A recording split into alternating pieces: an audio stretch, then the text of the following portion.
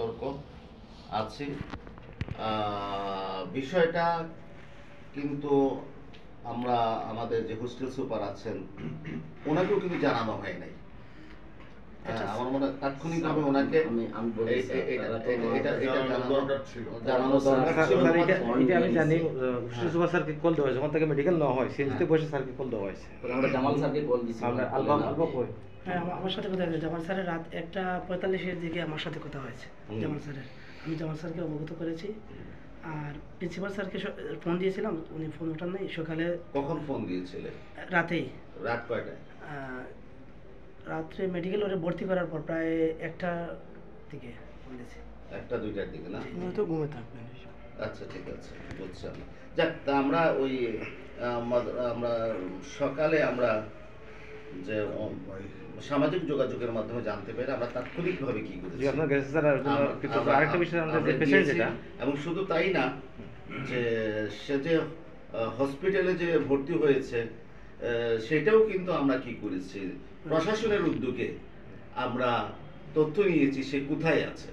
যখনই আমরা জানতে পেরেছি সে ওসমানী মেডিকেল কলেজে আছে, আমরা তাৎক্ষণিকভাবে আমরা কোথায় যাই, অধ্যক্ষ মহোদয়, উপাধ্যক্ষ হিসাবে আমি এবং আমাদের সম্পাদক স্যার, আমরা 3জনই যাই এবং তাকে আমরা দেখে আসি।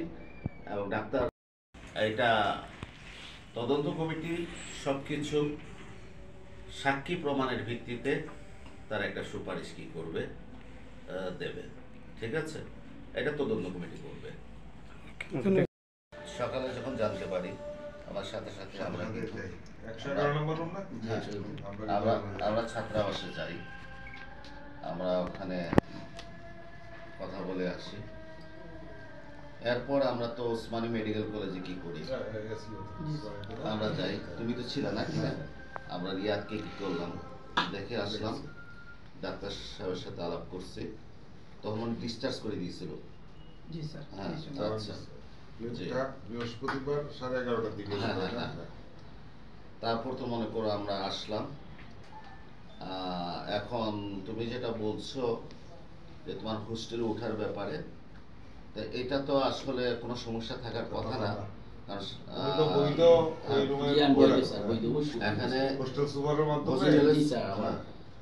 সুপার আমাদের আছেন মুসলিউদ্দিন স্যার।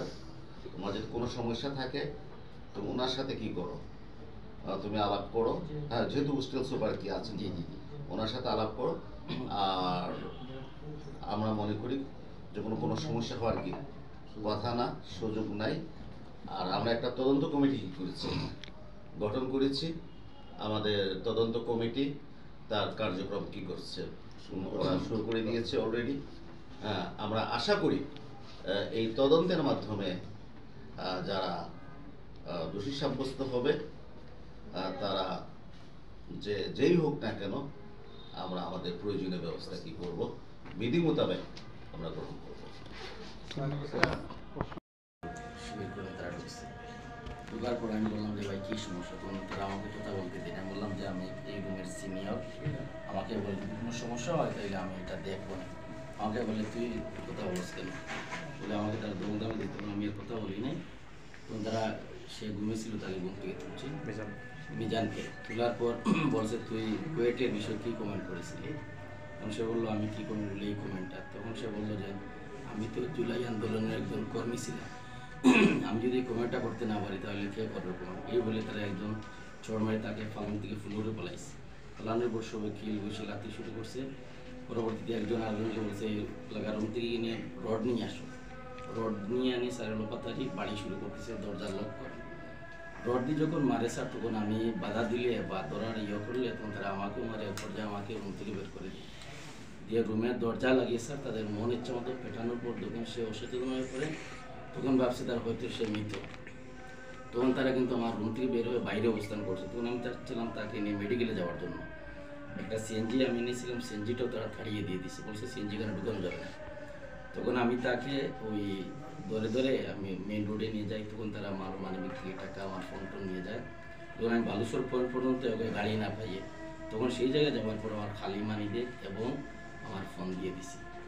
প্রথমে এসে আমার এবং তার মোবাইল সিজ করে নিয়ে তার ওই কমেন্টটা কেটে ফেলে যাতে আমি কোনো ভিডিও ধারণ তাদের মারার করতে না পারি, এটাই ছিল তাদের উদ্দেশ্য। তারপরে এখন পর্যন্ত স্যার আমি হুমকির মুখে আছি, আমাদের যে বাইরে আছে স্টেলে তারা সবাই আতঙ্কের মধ্যে আছে। এবং এটাই স্যার আমাদের নিরাপত্তা আমরা আপনাদের কাছে চাচ্ছি।